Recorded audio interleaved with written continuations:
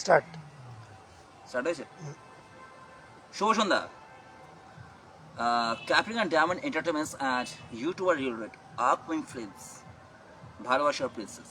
আচ্ছা, প্রিন্সেস তো আমরা সবাই চাই, সবাইকে আমরা কি প্রিন্সেসকে পাই? আমি রোম্যান্টিক করি, আমি লাভকে বিশ্বাস করি, অ্যান্ড আই অলওয়েজ ডায়মন্ড লাভ। আমি সবসময় চকলেট লাভারে থাকি, কলেজে আমি চকলেট লাভার ছিলাম এবং আমার ফেভারিট জেমস হচ্ছে ডায়মন্ডস। ফলে আমি যেটা কাজই করি আগে ডায়মন্ডকে আমি স্মরণ করি, আর লাভটা আমার চোখের মধ্যে সবসময় ভাসে। ঠিক আছে, princess is part in this films. প্রিন্সেসের নামটা এখানে এই ফিল্মের মধ্যে অ্যাটাচ করা আছে। গল্পটা আমার, লেখাটা আমার, এটা কোলাবোরেশনস কাজ। সৌরভকে নিয়ে আমি কাজ করি, করব এবং করে যাব যতদিন আমার প্রাণ থাকবে। থ্যাংক ইউ ঠিক আছে, সৌরভকে যদি কোনো প্রোডাকশনে কাজ না দাও, আমার প্রোডাকশনের দরজা সবসময় সৌরভ নায়কের জন্য সবসময় খোলা। Because not only we are the friends, we are the partner, we are the collaborate partners, we are both production। যৌথভাবে আমরা দুজনে একটা যৌথভাবে কাজ করি, আমরা আমাদের মতো কাজ করি, কিন্তু আমাদের কাজের মধ্যে একটা জিনিস কি, আমি প্রত্যেকটা অভিনেতা বা অভিনেত্রীকে তার স্পেস দিই। তুমি বলো, তোমাকে স্ক্রিপ্ট বলতে লাগবে না। অনেক পরিচালক আছে বলে তুমি স্ক্রিপ্টে ভাষা বলবে, স্ক্রিপ্টে যেটা লেখা আছে সেটা বলতে লাগবে, কিন্তু আমার ডিরেকশনে একটাই জিনিস, আমি যখন ছবি তৈরি করি আগে আমার কাজ থাকে ড্রেস কোড, কারণ লোককে আগে খাতে হবে ড্রেস কোড, তারপর যে প্রেজেন্টেশন, তারপর আসবে অ্যাক্টিং, যেটা আমি সবসময় সেটা মনে করে থাকি। প্রত্যেক অভিনেতা বা অভিনেত্রীরই একটা ইচ্ছা থাকে যে মানে আমি আমার পোশাককে আমি যখন চালনা করছি আমি বিভিন্ন রকমভাবে সেটা চালনা করে থাকি, আর সেটা যদি যখন না পায় না তখন খুব সে ডিজার্টিন হয়ে থাকে। তাতে সে যে ডিজার্টিন না হয় তার জন্যেই আমি একটা কাজই করি, চলো তুমি তোমার মতনভাবে তোমাকে স্ক্রিপ্ট বলে দেওয়া হলো, তোমার স্ক্রিপ্টার অনুযায়ী তুমি কাজ করো, তোমার স্ক্রিপ্টের অনুযায়ী তুমি কাজ করো, তোমাকে কেউ ডিস্টার্ব করবে না, এটা আমি বলতে পারি। সেটা সৌরভ পায়। আর আমি কি, আমার প্রোডাকশনে কাজ করা খুব ইজি। একটা ভিখারিকে বলতে আমি তুলে দেবো, একটা ভিখারিকে তাকে মনে তুলতে পারো, একটা পাগলকে মনে তুলে দিতে পারো, কিন্তু হ্যাঁ আমি কাকে দেখতে পাই না সেটা হচ্ছে অন্য টাইপের। কিন্তু আমার কাছে হচ্ছে আমি ক্রিয়েটিভ পার্সন, আমি গল্প আমি নিজে লিখি, আমি একজন অভিনেতা হলেও অভিনেতা আমি শখে করি, ডিরেকশনটা আমার আছে প্রফেশনাল।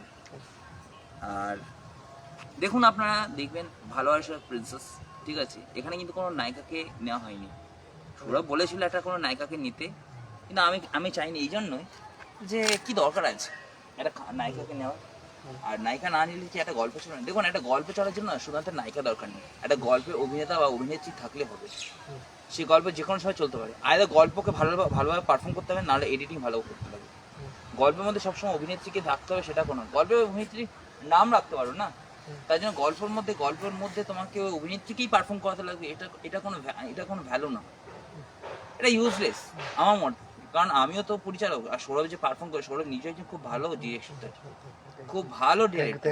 ওর ডিরেকশনের কাজ আমি করেছি, আমি জানি ওর ডিরেকশনের কাজ ছেলে হিসেবে ভীষণ ভালো, আমি বলতে পারি। হ্যাঁ, ও আমার মতন এতটা পরিমাণে স্টাইলিশ নয়, কর্পোরেট নয়, এত স্টাইলিশ পলিশ না। আমি সবসময় কিন্তু স্টাইলিশ, আমি যেখানে যাই আমি খুব স্টাইলিশ হয়ে থাকি। আমি আমার লোকালিটিতে আমি অন্যরকমের থাকি, কিন্তু আমি খুব স্টাইলিশ, আর আমার কাছে সানগ্লাস সবসময় থাকে। একটু স্টাইলিশ করে না গেলে না লোককে ইমপ্রেস করা যাবে না, গেট আপ যদি ভালো না থাকে, সেটা পরিচালক ক্ষেত্রে থাকবে বা সেটা অভিনেতা থাকবে। আমি তো ইমপ্রেস করার চেষ্টা করি, কিন্তু কি ইমপ্রেস কেন হয় না বলতো? সেটা তোর উপর ভ্যালু করছে। তোর কাছে যদি প্রিন্সেস না থাকে তাহলে আমার কিছু করার তো নেই। প্রিন্সেসকে আমি আমার প্রপোজ করে দিচ্ছি না, সেটা আমার ব্যাপার না, সেটা আমি বলো। তো তুই যদি কোনো মেয়েকে প্রপোজ করে দিস বল না, আমি তার কথা বলে দিচ্ছি, তো চিন্তা নেই। ঠিক আছে, কাকিমাকে মানানোর দায়িত্ব আমারই, কাকুকে মানানোর দায়িত্ব আমার, কিন্তু প্রিন্সেসকে ছেড়ে দে। প্রিন্সেসের ব্যাপারে ওইদিকে নজর দিস না, প্রিন্সেসের ব্যাপারে ওইদিকে নজর দিস না।